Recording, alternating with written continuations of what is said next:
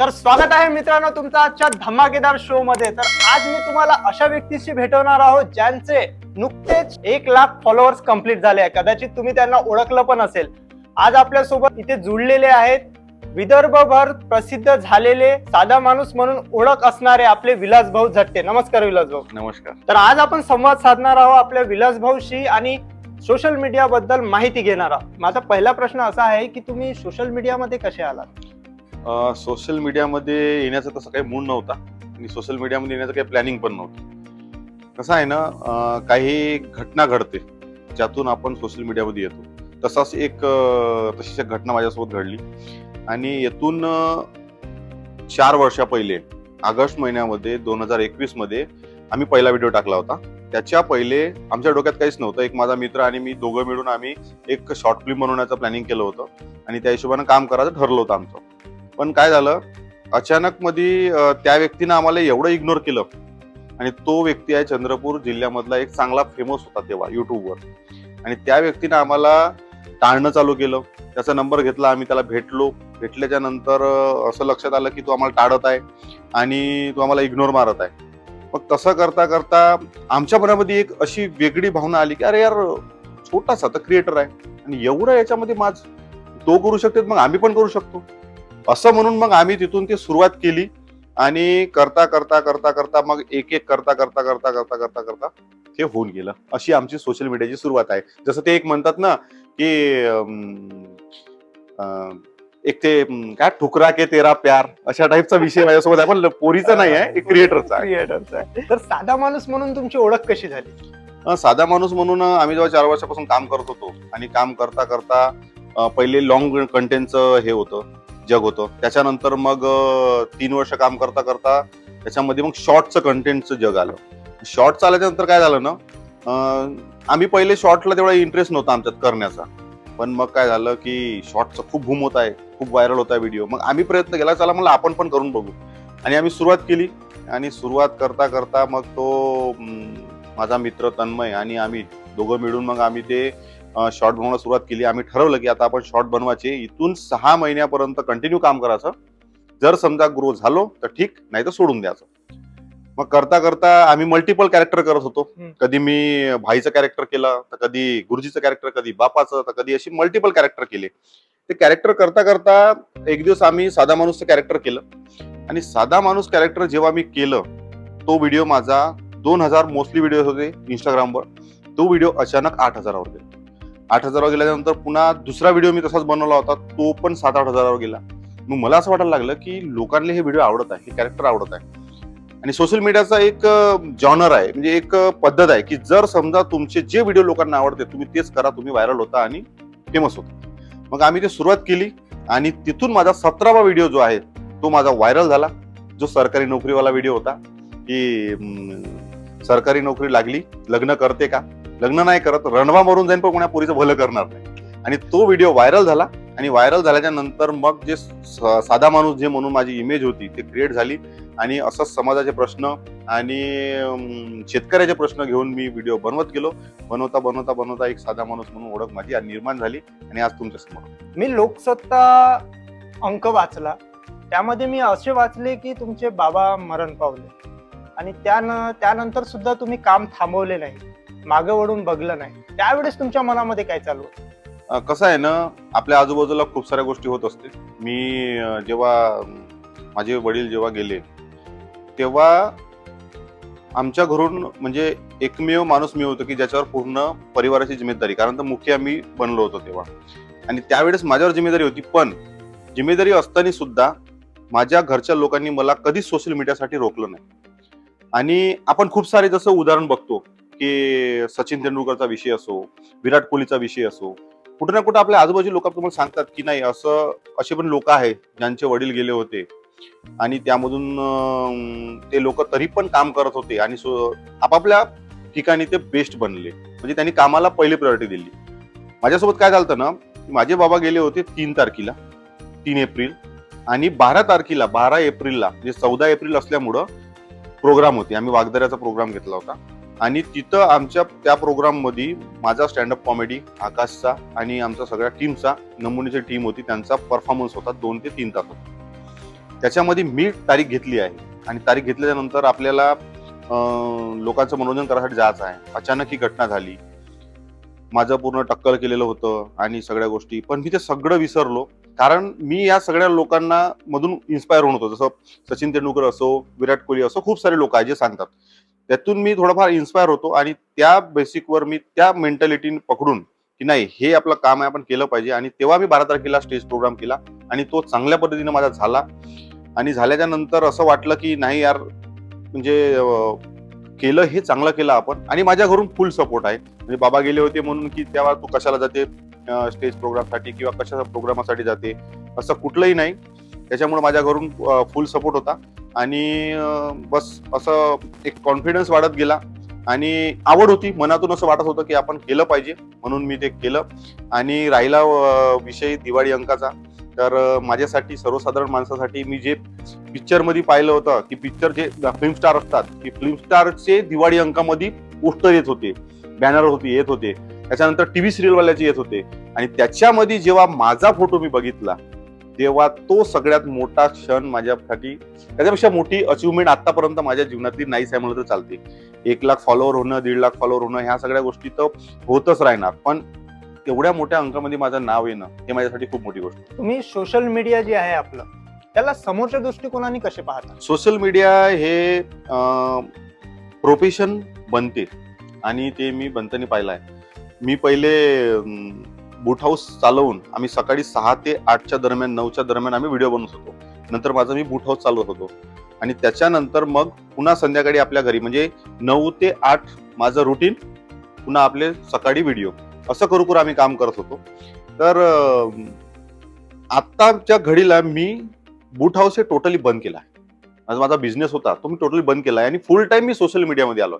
म्हणजे social media हे profession बनू शकते, हे माझ्याकडे पाहून लोकांनी पण शिकू शकते. कारण कसं आहे, सोशल मीडियावर आहे ना, तुम्ही सही डायरेक्शन जर काम करत आहात, चांगल्या पद्धतीने काम करत आहात आणि कामाची क्वालिटी जर ठेवत आहात, तर सोशल मीडियामध्ये आकडे मायने नाही करत. सोशल मीडियामध्ये तुमचं काम मायने करते. तुम्ही काय करत आहे, तुम्ही लोकांना काय देत आहे ते मायने करते. त्या बेसिकवर तुमचं तिथं फ्युचर ठरलं जाते. आणि म्हणून मी म्हणतो की सोशल मीडिया हे फ्युचरमध्ये खूप मोठं भूम होणार आहे आणि इथून खूप सारे लोक श्रीमंत होणार आहे म्हणलं तरी चालते. खूप सारा पैसा कमवणार आहे, कारण सोशल मीडियावर पाण्यासारखा पैसा. आणि जे आताचे जे क्रिएटर आहे, सोशल मीडिया क्रिएटर आहे, जे आपले छोटे मोठे, त्यांना तुम्ही काय सांगू इच्छिता? त्यांना मी हेच सांगतो की जर तुम्हाला सोशल मीडियामध्ये ग्रो व्हायचं असेल, सोशल मीडियामध्ये सक्सेस व्हायचं असेल, माझ्यासारखे आकडे मोठे करायचे असेल, माझ्यासारखा मान सन्मान गमवायचा असेल, तर सोशल मीडियामध्ये तुम्ही कन्सिस्टन्सी ठेवा. सोशल मीडियामध्ये प्युअर कंटेंट बनवा, सोशल मीडियामध्ये चांगलं कंटेंट बनवा. तेव्हाच तुम्ही सोशल मीडियामध्ये ग्रो होऊ शकता, सोशल मीडियामध्ये चांगलं सक्सेस करू शकता.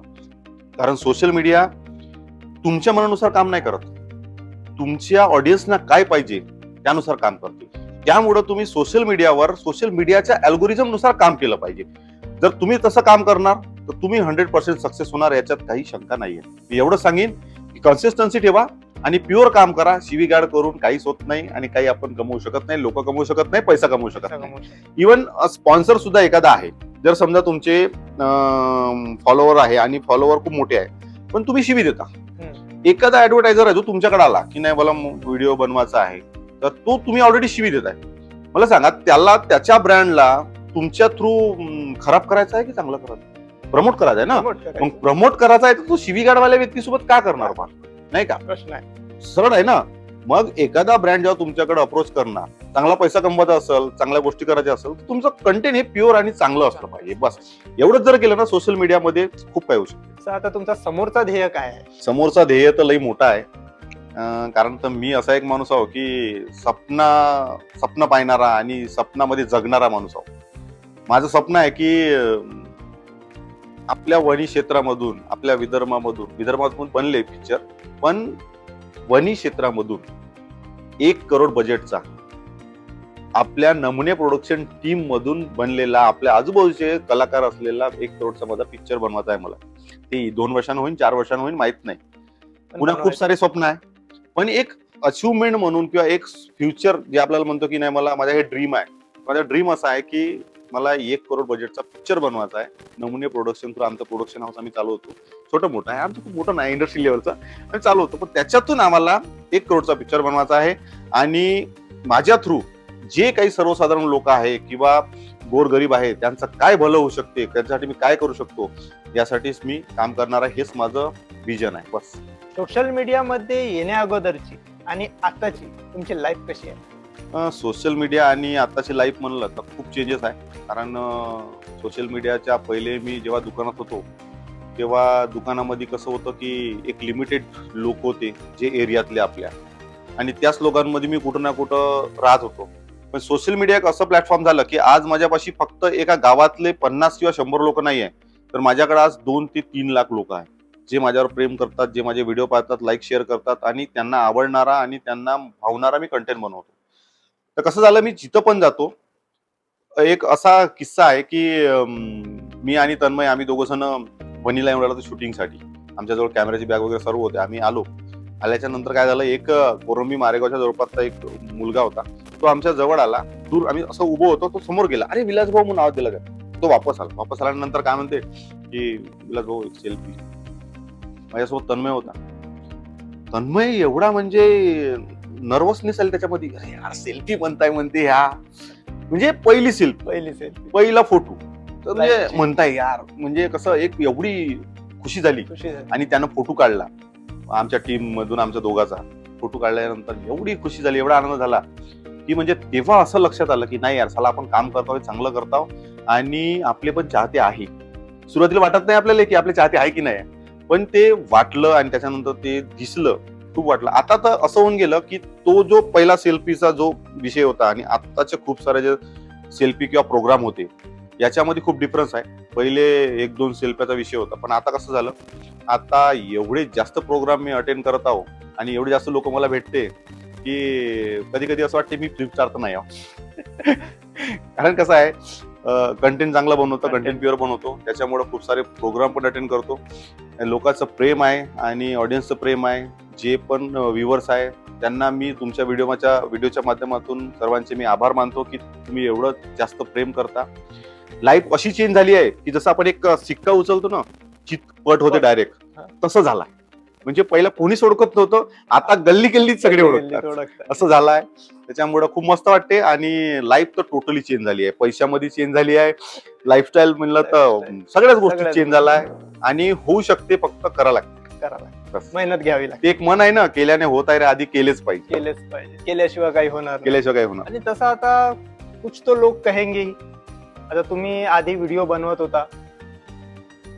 असाल तुम्ही, आणि व्हिडिओ बनवल्यानंतर लोकांची प्रतिक्रिया कधी गडबडीची असायची, म्हणजे लोक तुम्हाला काही म्हणायचे, तुम्हाला वाईट वाटायचं? कसं आहे ना, कोणतंही काम आपण जेव्हा करत आहोत तर त्याच्यामध्ये काय होते, लोकांच्या दृष्टीनं ते काम चुकीचं राहते आणि आपल्या दृष्टीने ते बरोबर राहते. कारण त्या व्यक्तीला त्याचं नॉलेज नसतं, आपल्याला त्या गोष्टीचं नॉलेज आहे, आपण त्या गोष्टीतून शिकलो, आपल्याला माहित आहे की कोणत्या गोष्टीची किती पॉवर आहे, काय. तर माझ्यासोबत पण एक तसा किस्सा आहे की एक दिवस माझ्या भावाला फोन केला. माझा भाऊ पुण्याला राहत होता. माझ्या भावाला फोन केला आणि त्याचा मित्र त्याला काय म्हणते की तुझा भाऊ इथं का मजाकमारी करताय म्हणतो. सगळ्यात पहिला व्हिडिओ बनवला तर विल्यावाला, मी सगळ्यात पहिलाच व्हिडिओ शूट करत होतो आणि तेव्हाच त्या व्यक्तीनं माझ्या भावाच्या मित्रानं फोन केला आणि म्हणते तुझा भाऊ इथं का मजाकमारी करताय म्हणते. त्याला माझ्या भावानी तेव्हाच प्रत्युत्तर देऊन दिलं, तुला त्याच्याबद्दल काही माहित नाही, तू त्याबद्दल बोलण्याचा तुला काही अधिकार नाही, तो जे करताय ते बरोबर करताय, बस. त्यांनी तिथंच तो विषय शांत केला. असे खूप सारे किस्से आहे. त्याच्यानंतर आता कसं काही गोष्टी बोलायच्या असते, काही नाही बोलायच्या असते, म्हणजे लोकांनी आपल्याला हिनवलं, चिडवलं, खूप सारे किस्से आहे. जसं सांगू शकत नाही आपण कोणाकोणाच्या गोष्टी, की असे विषय आहे की पहिले लोक जवळ येत नव्हते, पहिले लोक बोलत नव्हते. आता असा विषय आहे की जो व्यक्ती कधी माझ्यासोबत बोलला नाही, तो व्यक्ती जवळ येऊन बोलतोय, अरे काय म्हणते विलास भाऊ. जे लोकांनी समजा माझ्यासोबत काही चुकीचं बोलले असेल, चुकीचं केलं असेल, ते पण लोक येऊन म्हणते अरे काय म्हणते विलास भाऊ. जे लोक हिनवत होते, चिडवत होते, हे का करणार, जे हसत होते.